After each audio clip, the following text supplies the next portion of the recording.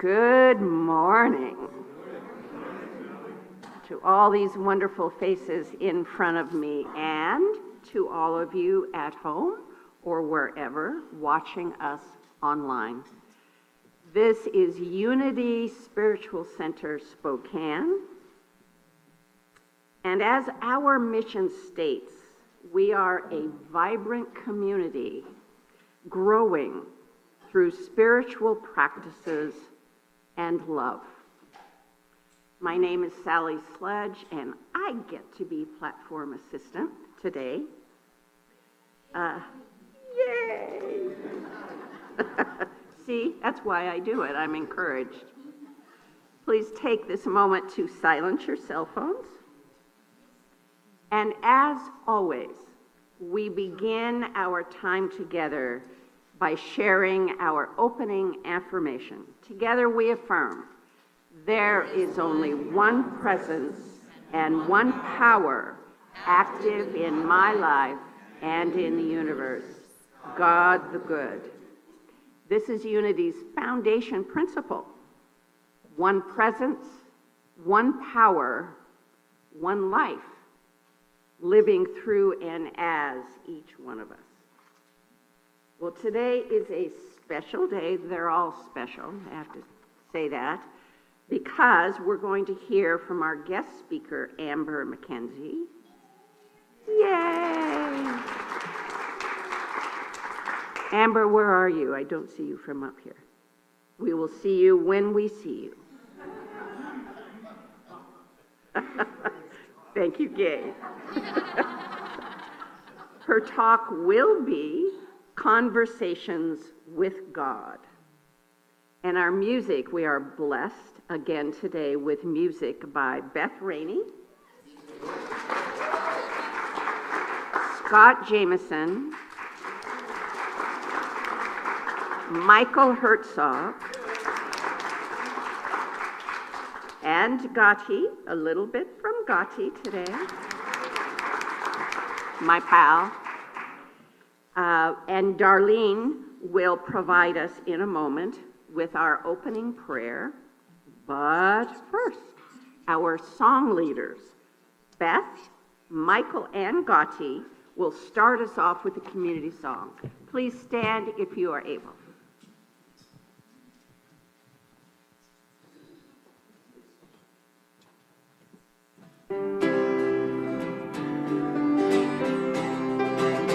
Heart to heart, hand in hand, every voice in every land. The vision's clear, one family. God works through every heart and mind. It's up to me.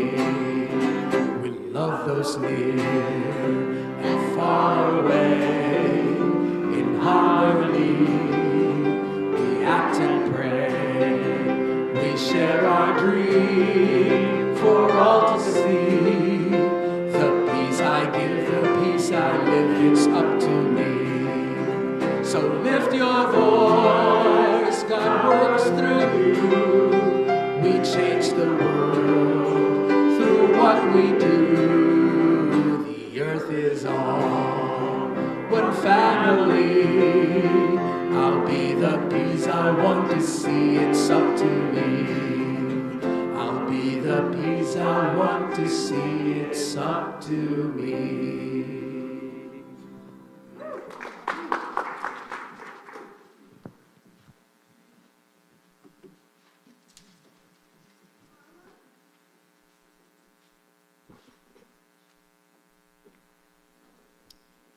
Now we're going to put our cares aside for today and enter into the quiet center of one's soul.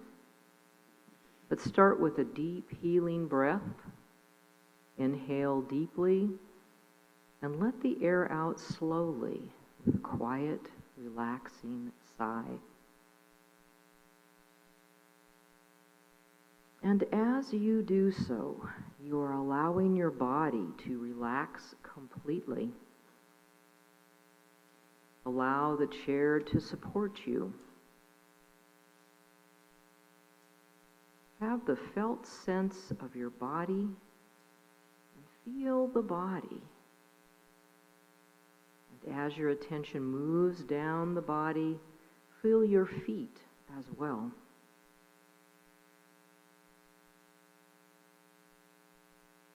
Through your body and through your feet, send your roots deep into Mother Earth.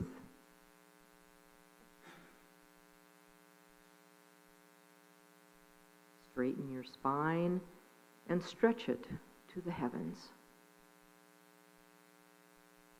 Let the energy of earth and the energy of heaven meet in your heart. Let that energy fill you up, top to bottom, front to back, and side to side. In this state of connection and openness, we remember God is understanding. God is comprehension. God is realization. And God is insight. I am one with God's understanding. I strive to comprehend God's plan for me and endeavor to turn to God for insight and with that realize my potential. And as I am one with God's understanding, so are each of you. For understanding is one of the 12 powers gifted to us by God. In this experience of God's understanding, we listen for that still small voice within. We trust our own intuition, knowing that it comes from God. We endeavor to comprehend the depths of God and to experience all knowledge through direct realization. As Scripture says, you shall know the truth, and the truth shall set you free. With great gratitude, I realize the gifts of our speaker, our musicians, and all the volunteers who make this service possible. I bless them. I bless this center and our community. I use the power of understanding to comprehend today's message and to gain its insights. I release this prayer to Universal Mind, knowing that it is already done. I am grateful for the knowledge that we have the power to understand all things. As Catherine Ponder wrote, divine intelligence knows all I need to know, and divine intelligence shows me all I need to know. And so it is.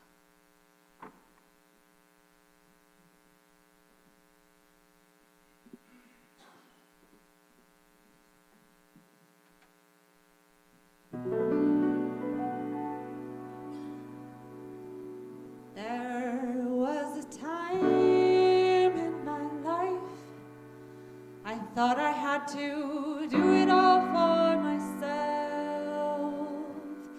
Didn't know the grace of God was sufficient. Didn't know the love of God was at hand.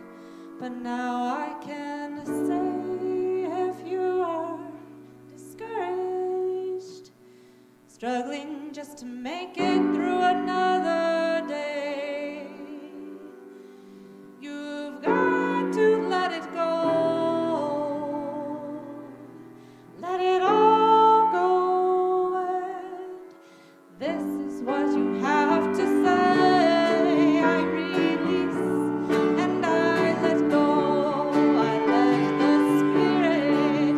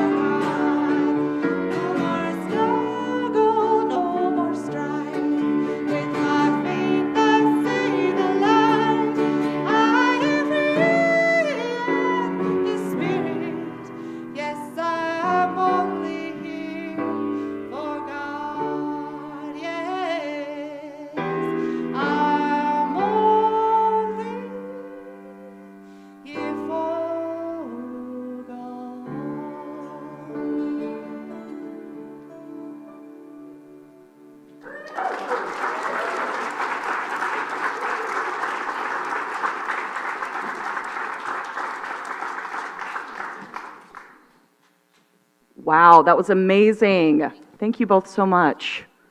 I am only here for God. Yes, we are here for God. And I am personally very happy to be here this morning with all of you. Again, it's been a while, and just so excited to see the energy in this room.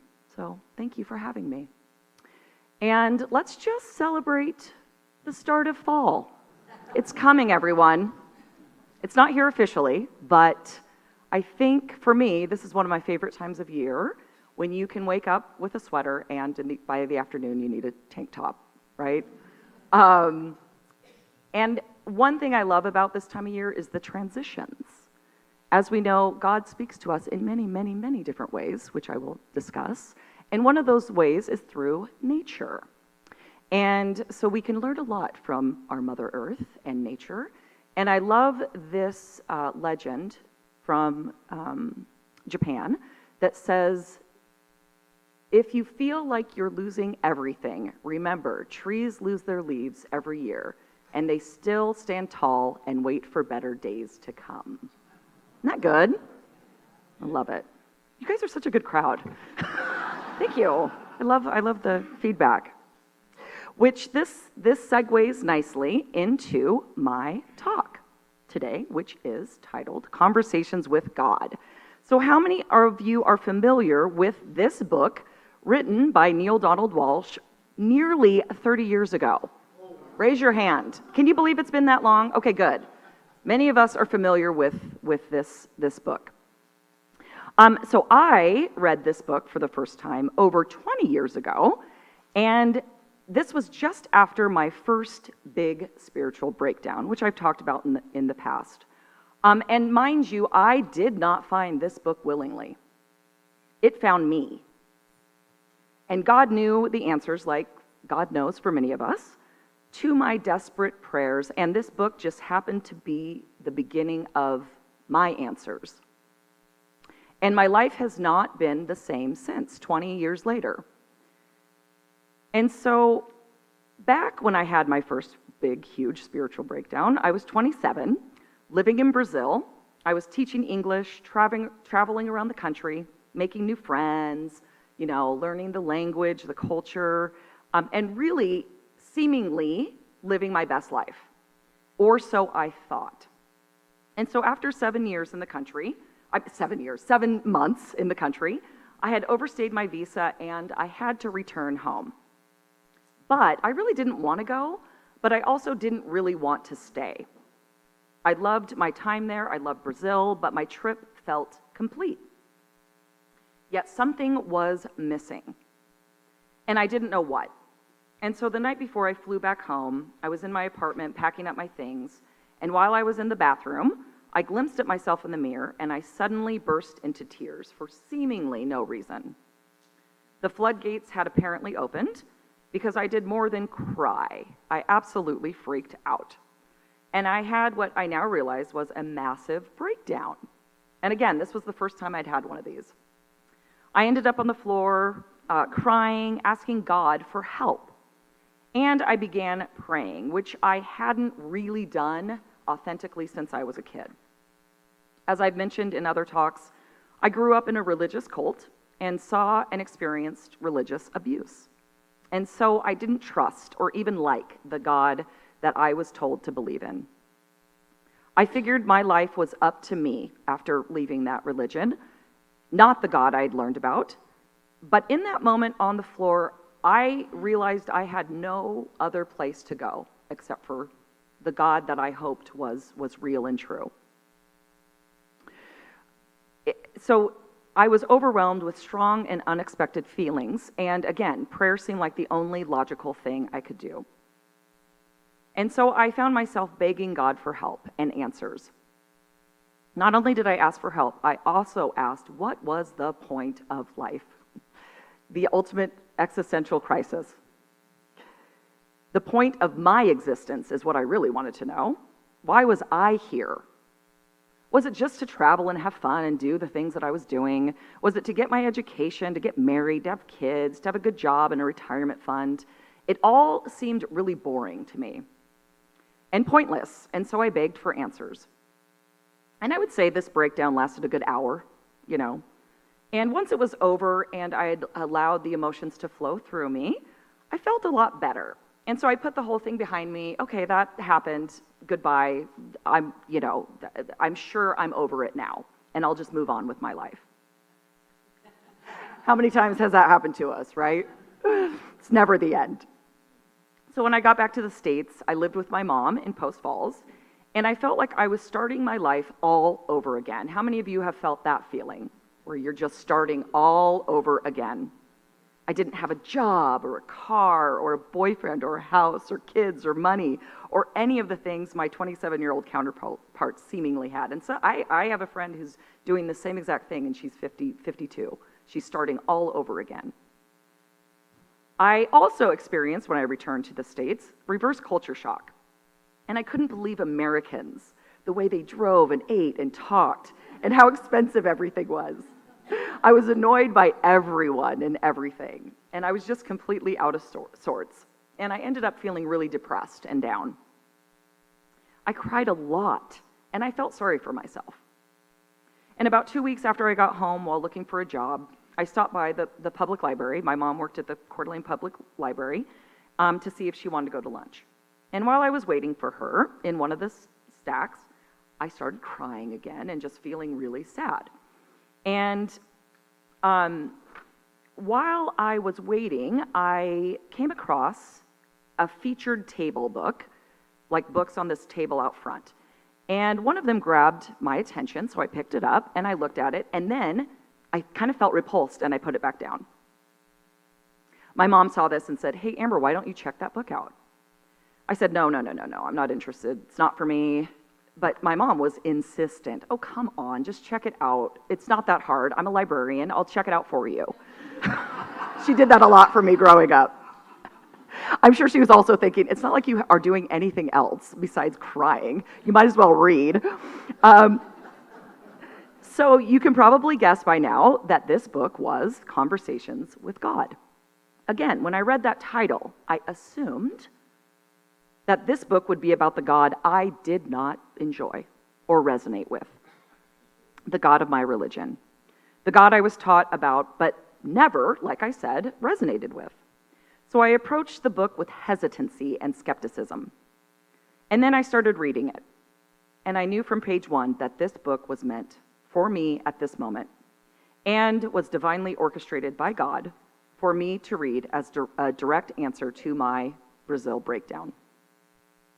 I devoured the book in a matter of hours and cried the entire way through.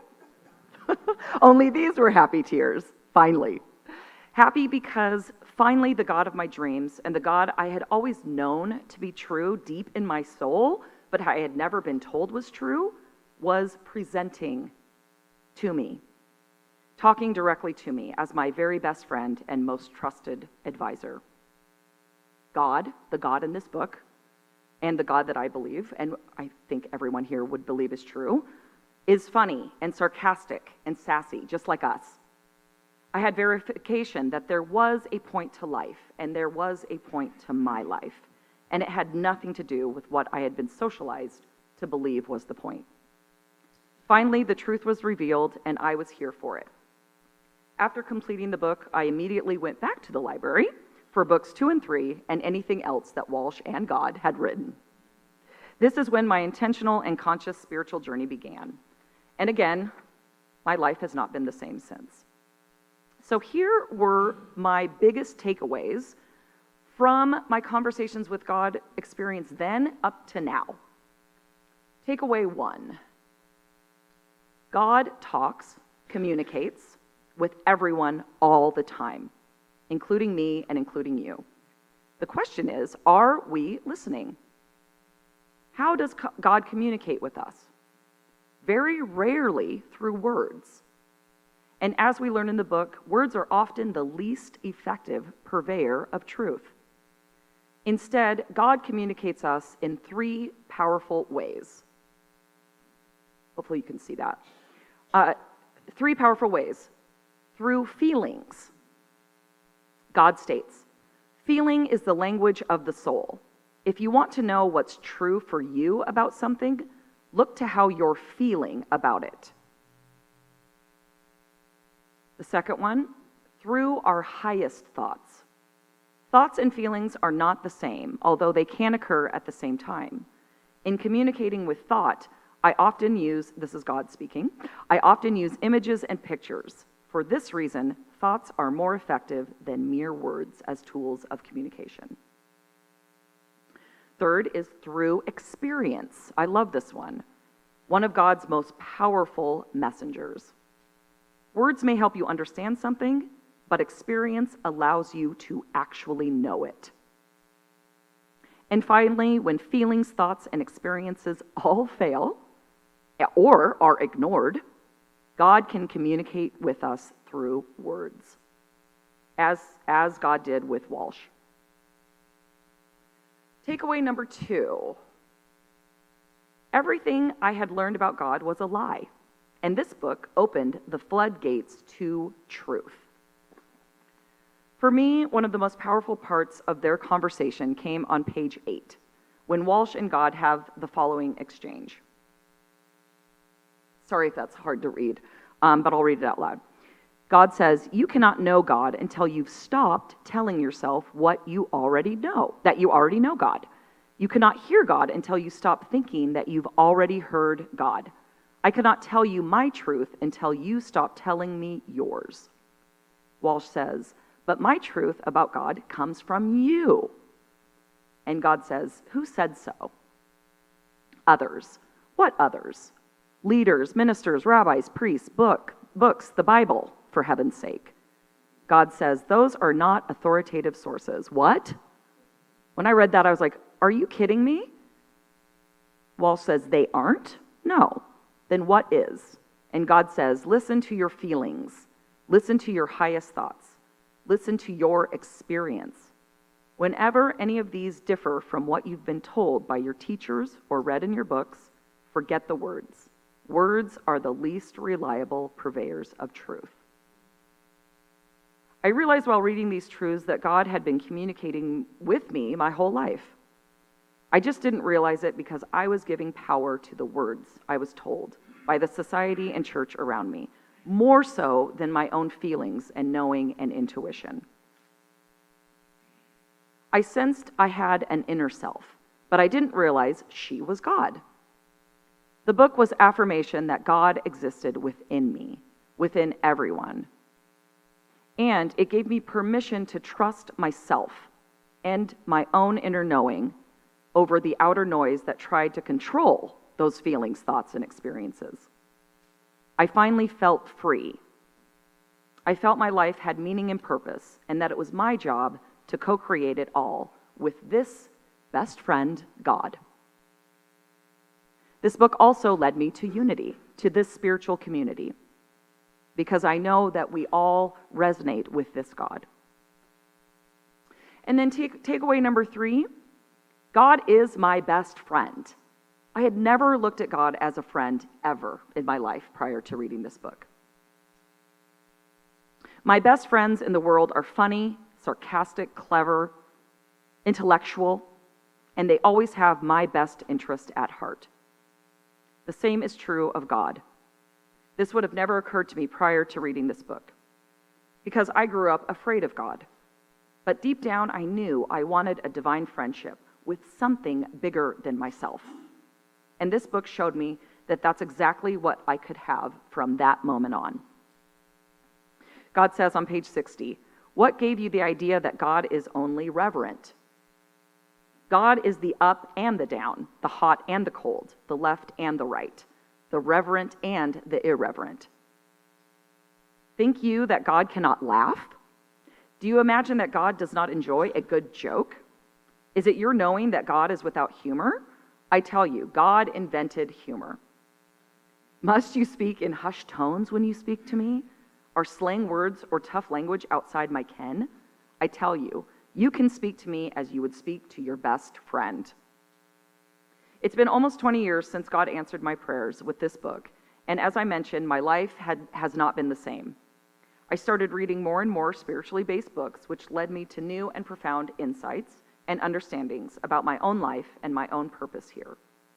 I also began attending Unity and connecting more intentionally to a spiritual community. And most importantly, I consciously started my lifelong friendship with God. I began noticing more and more the communication I was having with the divine through my thoughts, feelings, and experiences. I was consciously aware of it. And I no longer discarded these thoughts, feelings, or experiences, specifically those that were sublime in nature, that made me feel embodied, and that could not have come from any other source other than God. Walsh asks God, how can I know this communication is from God? Because this is a good question. How do I know this is not my own imagination?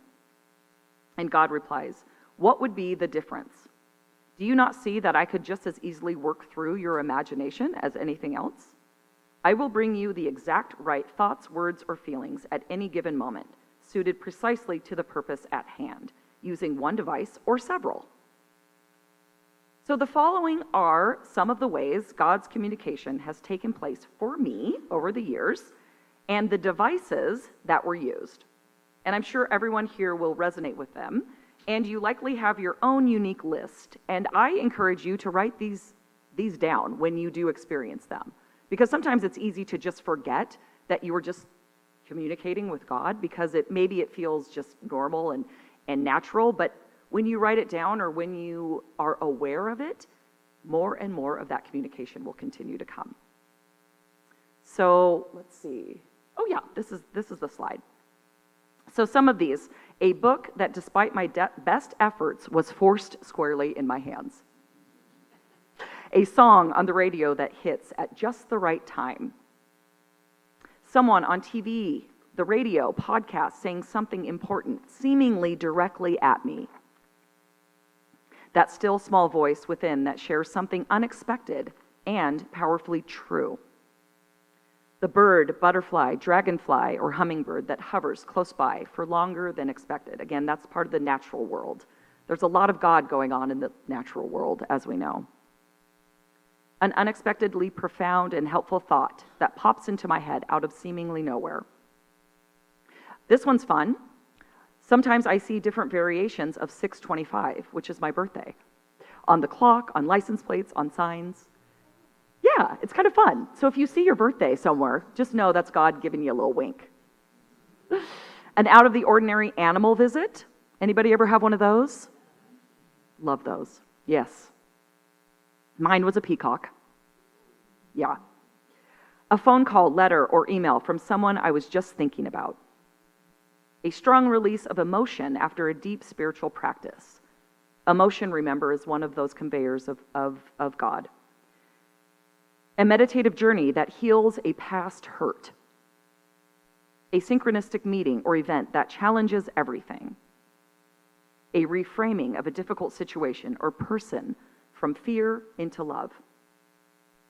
Giving birth or welcoming a new life into the world. Hello.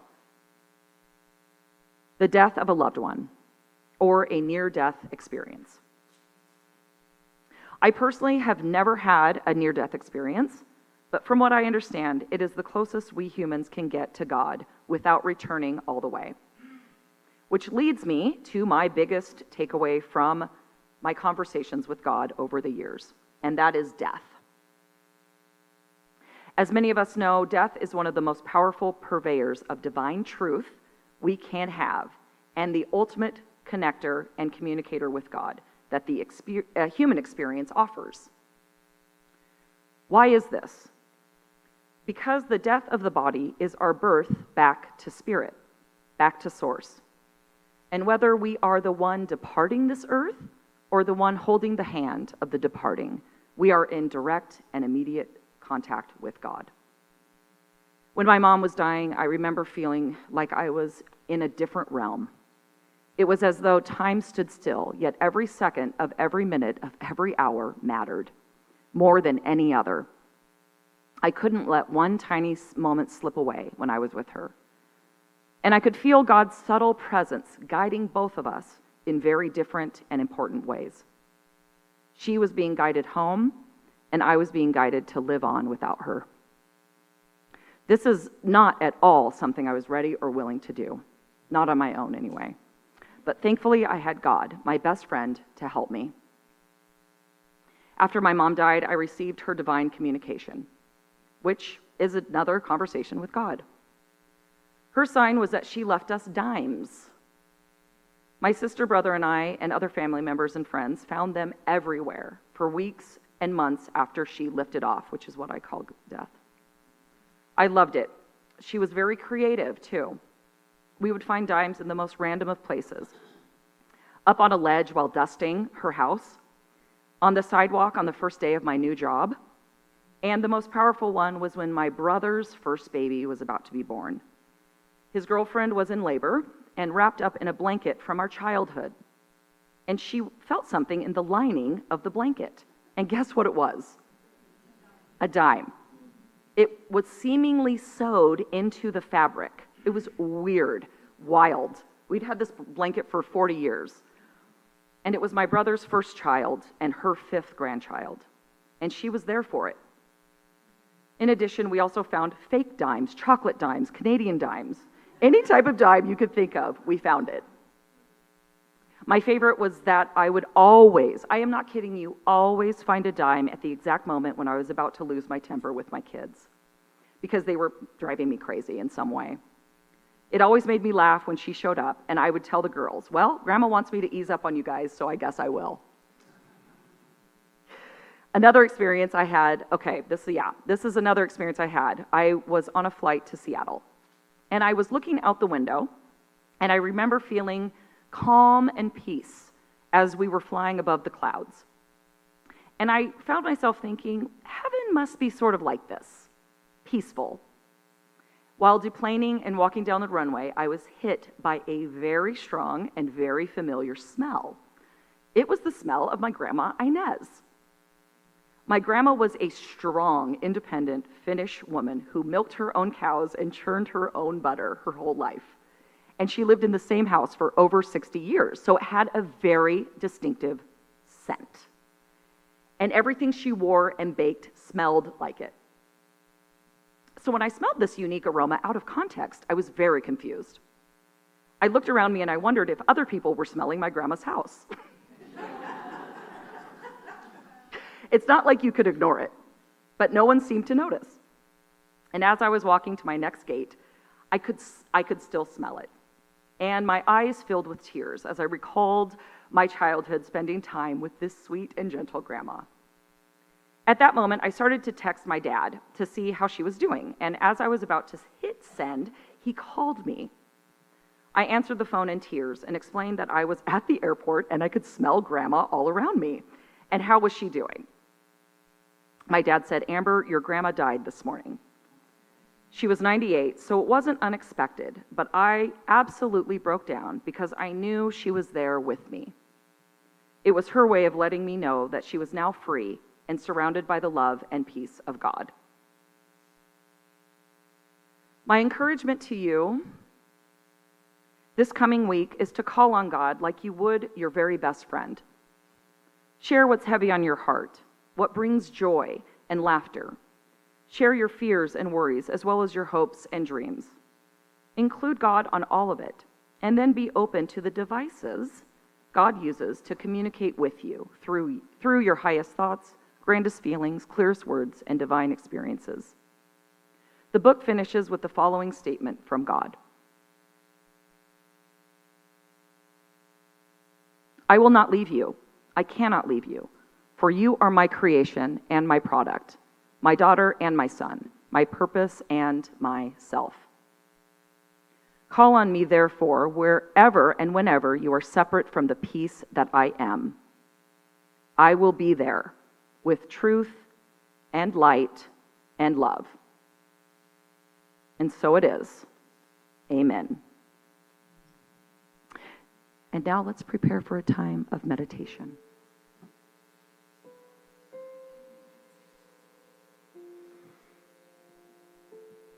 Let's take a moment to just relax into your chair and arrive now in this present moment.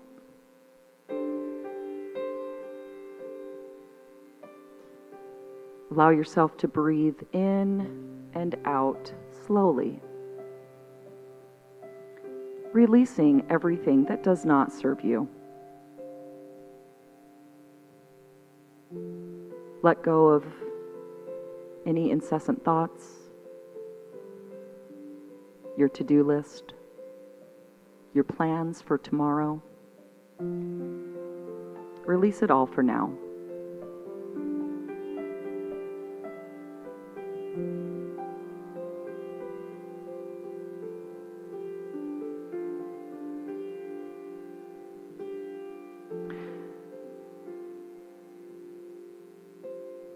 I want you to breathe in. On your next inhale, breathe in to the count of 5 and out to the count of 5. Slow and steady breaths. Feel spirit in each and every breath.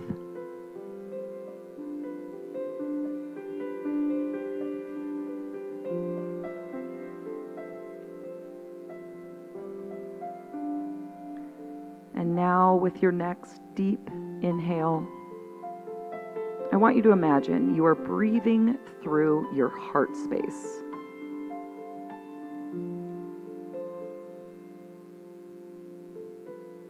Feel your heart inhaling to the count of 5 and exhaling to the count of 5.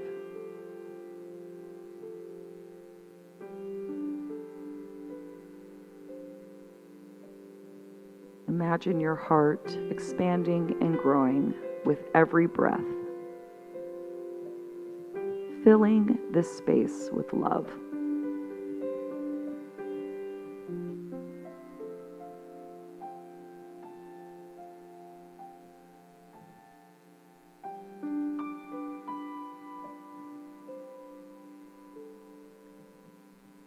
Now, I want you to bring into your awareness a recent conversation or communication you've had with God.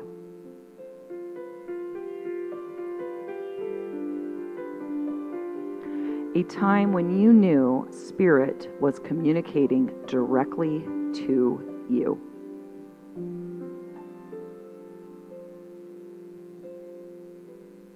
This could have been through a song, nature, in meditation, through a feeling or a gut intuition, through a loved one. Whatever that communication was, bring it into your awareness now.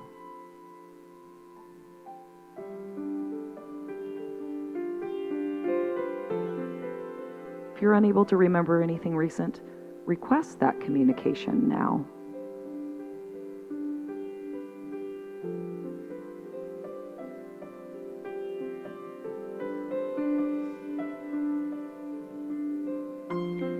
Tune in and feel your connection to God flowing to, through, and all around you.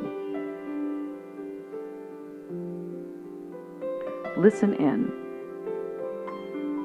What does Spirit want to communicate, and in what ways?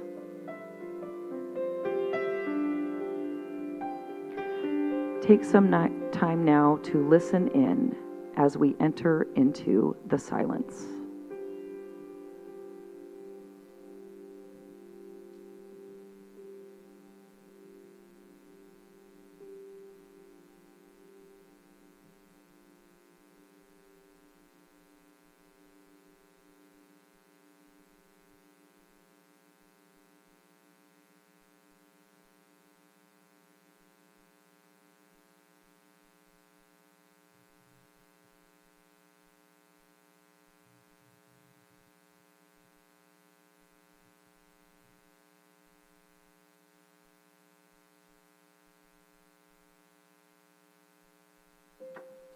Sweet Spirit,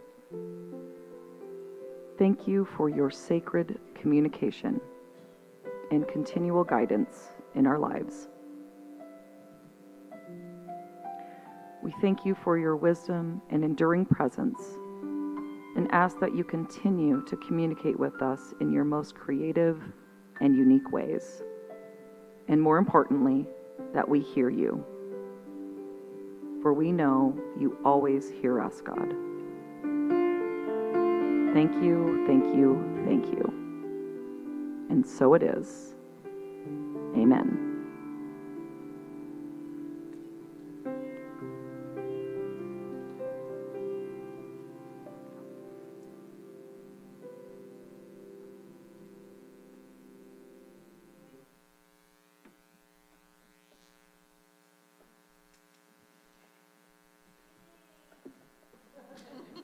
Thank you. Thank you.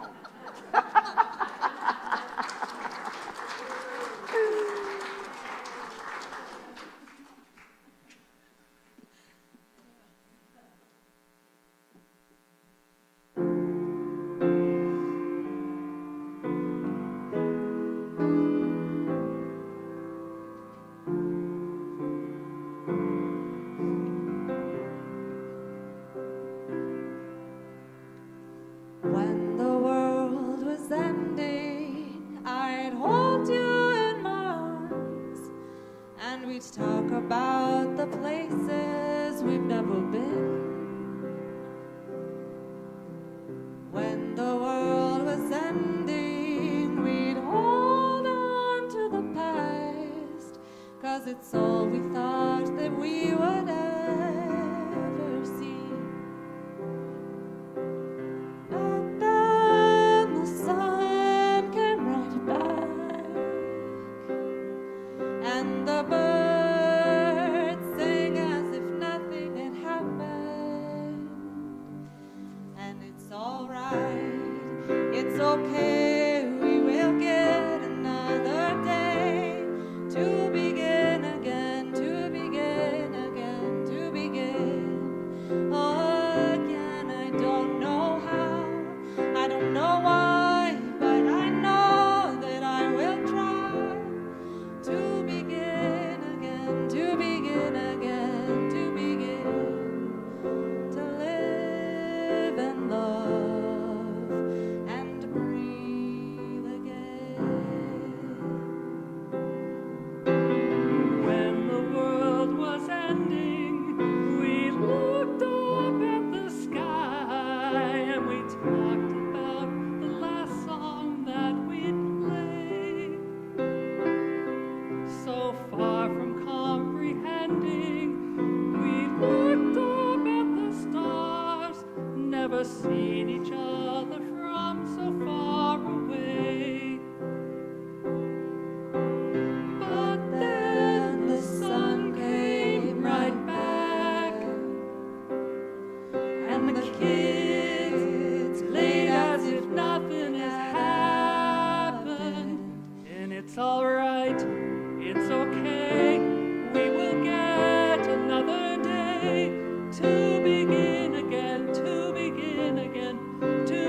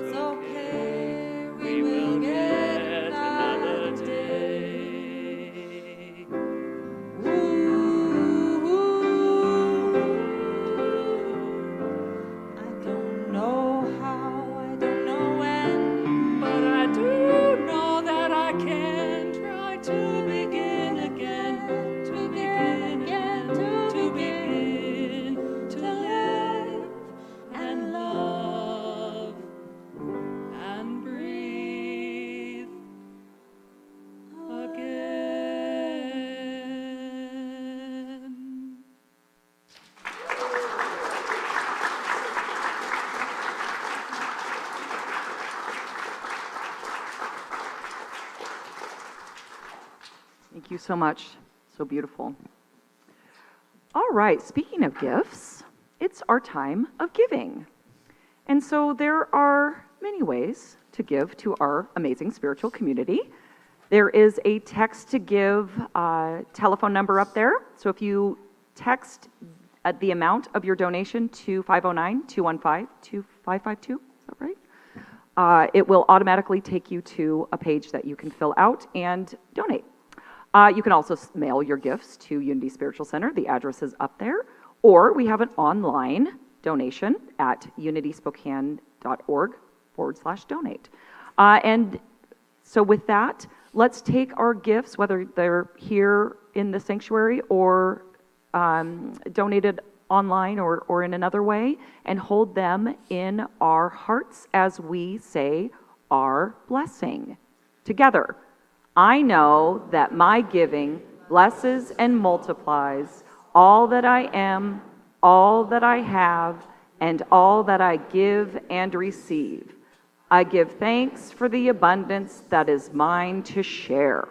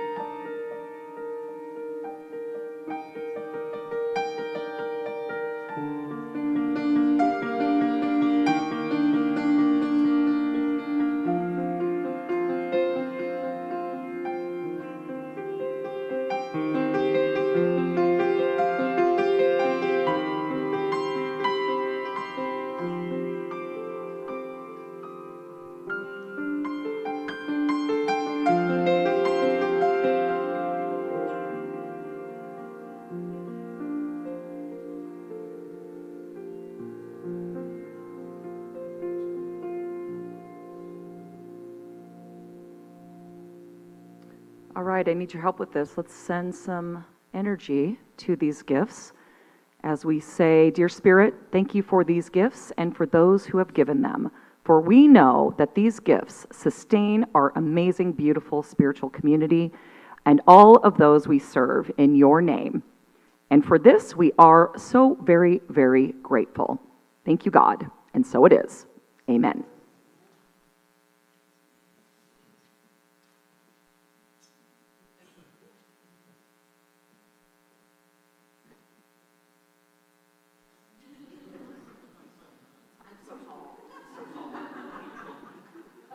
Little in-joke there. Wow, what a great service. Hey.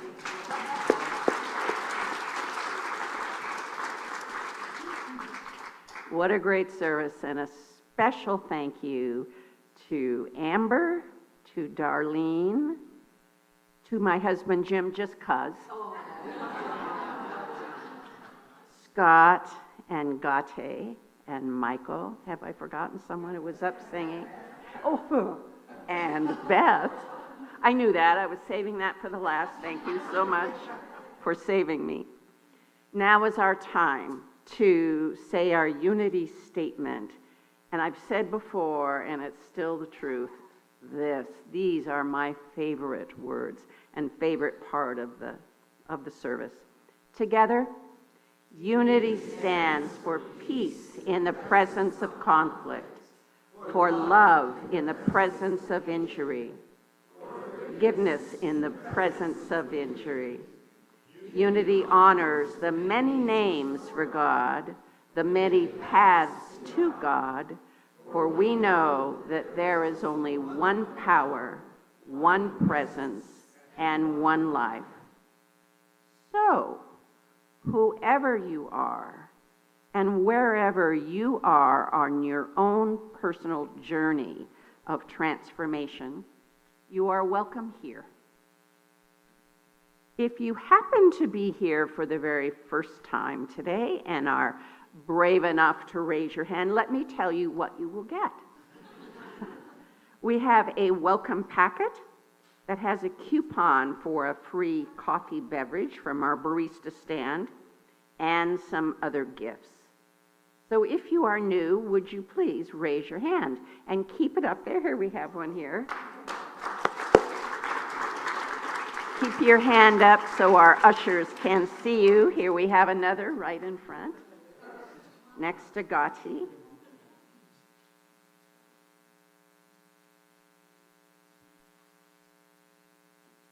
And here she comes. Thank you, Diane.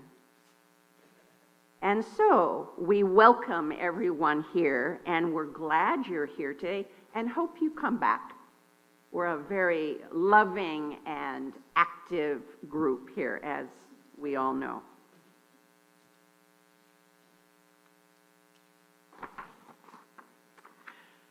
So we encourage everyone to sign up for email newsletter, which comes out just once a week, to learn about everything that goes on here. And it's busy. Upcoming classes, yoga workshops, what's the name, Gay, of the 14th? The sound bath, is that correct? Sound bath workshop, which is fabulous. I would encourage everyone to consider that. You can get these, the e-news, once a week e-news, by scanning the QR code that you see on the screen here or at our website at unityspokane.org. We'd, of course, like to connect with you on the usual platforms, Instagram, YouTube, Facebook. Just search Unity Spiritual Center, Spokane. Our chaplains today are Cheryl, who's been holding the service in prayer, and Al, right here, who will be available up here near the platform to pray with you after the service, if you'd like. And the reason for that might be a joy that you want to share and celebrate, or something that's heavy on your heart. Prayer is very important to us at Unity. It's one of our foundation beliefs. Thank you to all chaplains for your service. Or, of course, you can fill out a request form online on our website, or in the, or let me finish that, online on our website. You can submit a prayer request there, or you can write it out the old way by the request form that's in the seat pocket in front of you. And now, let me get my pages here so I don't miss anything. You can drop, as my friend Gay Kruger-Ribble comes up, you can drop your prayer requests in the prayer box, which is in the back of the sanctuary. And now it's time for Gay. You're welcome. Okay, so our first news, I want to remind everybody that Unity Choir is starting up again this fall. The first rehearsal will be September 12th, Thursday, 6:30 to 8. You can just show up if you love to sing. This is a wonderful group of people. And is Janice here today? Janice, could you just stand up, please? So this is Janice. If you love to sing, please go see her afterwards. She can tell you more about Unity Choir and also Unity Treble Ensemble, which is also going to be starting. and that's going to be on Tuesdays, and it's going to start September 10th. That's also 6:30 to 8. And then also mentioned previously, the sound bath is coming up. I love this sound bath. It is just, you feel so incredible afterwards.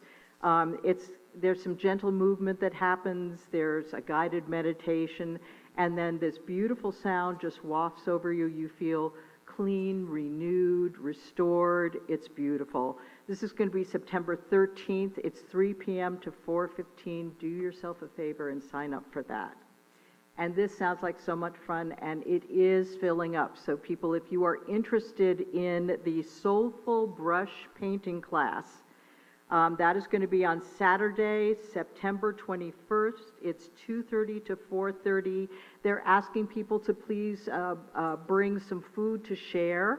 And there will be a professional painting teacher there. You're going to be doing a landscape, not the one that I have on the slide. It'll be a different landscape that they'll be picking out for you.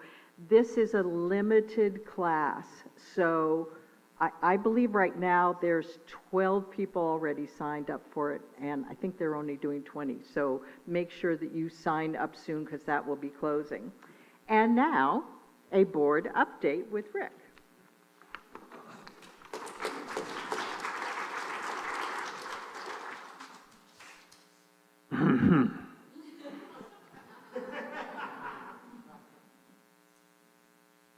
Welcome. Last week I gave a lengthy board update. Remember? 9 updates. This week I only have 12.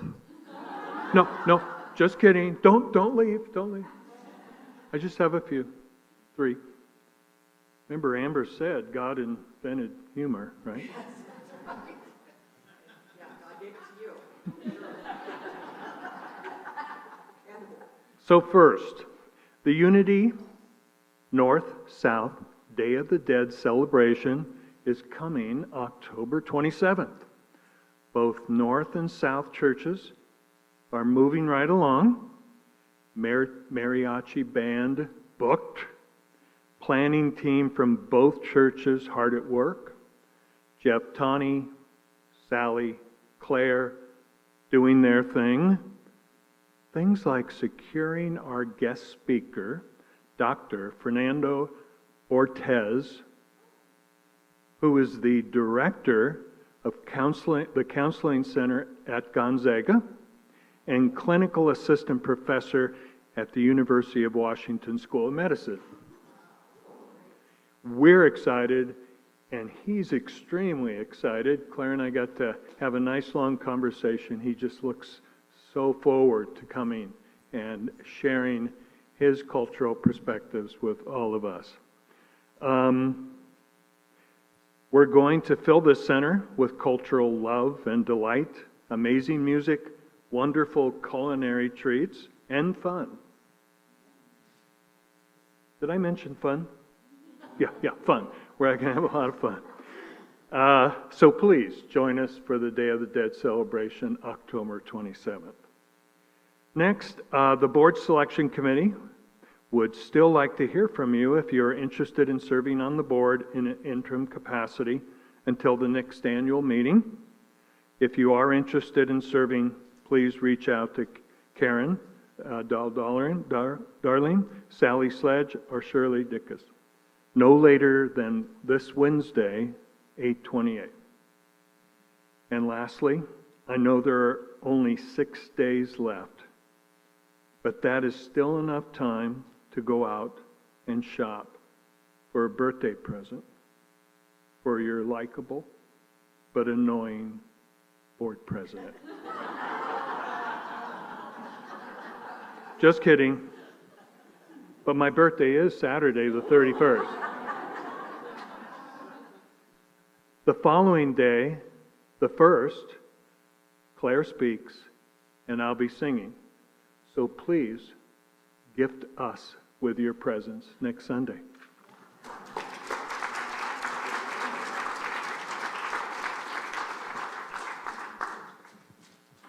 I think it's time for our children.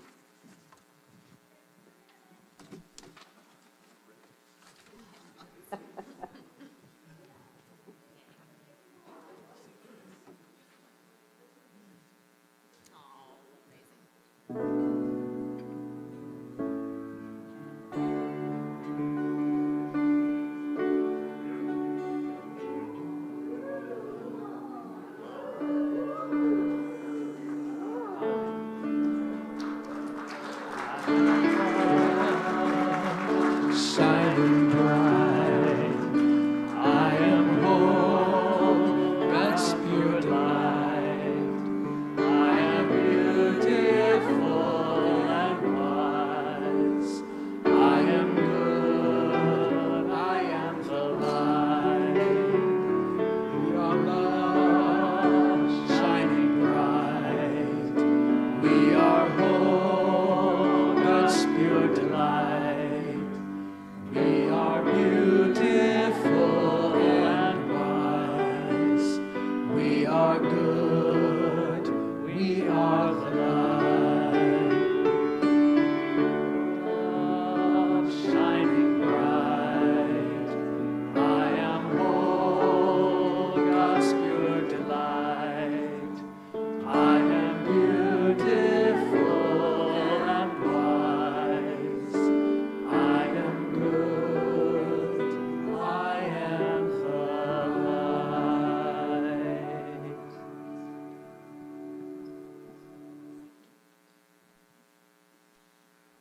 We realize that every week we should have been acknowledging the wonderful volunteers that we've had coming in, sharing the things that bring them joy with our kids. So we're going to start this week a little late. Thank you to all of you who've already done it.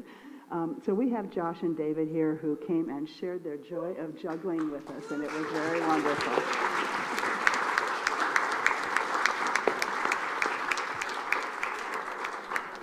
Thank you, Joan. That was great.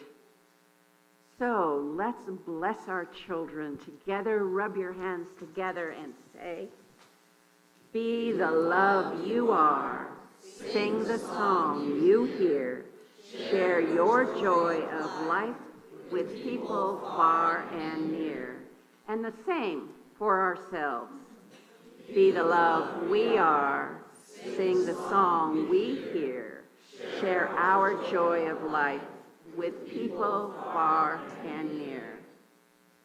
And so children and youth, please go back to the people who brought you.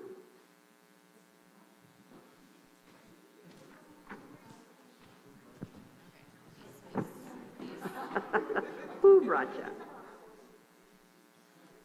And now is our closing time to stand, if you're able, to do the prayer for protection, followed by the peace song. Together, the light of God surrounds us. I am the light of God. The love of God enfolds us. I am the love of God. The power of God protects us. I am the power of God. The presence of God watches over us. I am the presence of God. Wherever we are, God is, and all is well. And that's the truth.